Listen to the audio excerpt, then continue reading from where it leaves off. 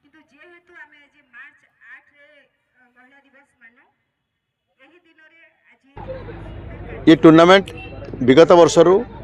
आरंभ होईची ए वर्ष द्वितीय वर्ष जगन्नाथ मिस्त्री सर्वभारतीय फुटबॉल टूर्नामेंट ए वर्षर विशेषत्व होची गत वर्ष आम मयूरभंज जिला भितर टीम को लेकर खेल होता किंतु चलित वर्ष ओडिशा समेत मयूरभंज जिला बेंगल बिहार झारखंड रू आसिक टूर्नामेंट भाग नौ 16टी दल अंशग्रहण कर टूर्नामेंट 13 तारीख पर्यंत चलो एवं एथर विशेषत्व होची एठरे जे आमर जो फास्ट प्राइज मनी रखाई 1.5 लाख टंका एवं सेकंड प्राइज रखाई रनर्स प्राइज लाख टंका बाकी थर्ड फोर को 25,000 टंका लेखे कैश दि जाउची ता छड़ा दिवारात्र फुटबॉल टूर्नामेंट मयूरभंज रे केबे आगु हो नथला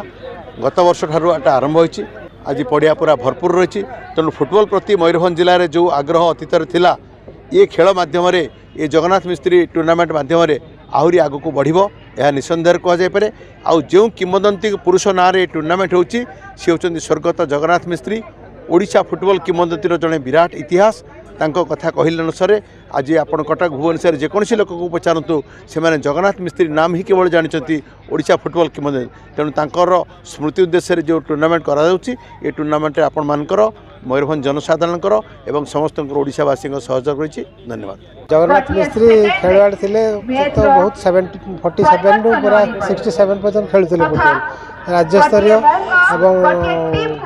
जिलार कैप्टेन थे पखापाखि 10-12 वर्ष स्कूल कैरियर भी से खेलुले आरंभ तापर से खेल आम विशेष किसी देखिनु आम बहुत छोट थिलु तापर अन्य वक्ता मैंने सब कथा कहते बहुत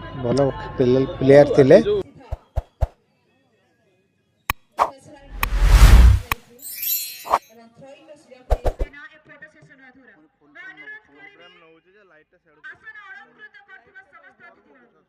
ଆପଣ ଟିକେ ଫଟୋ ସେସନରେ ଯୋଗ ଦିଅନ୍ତୁ।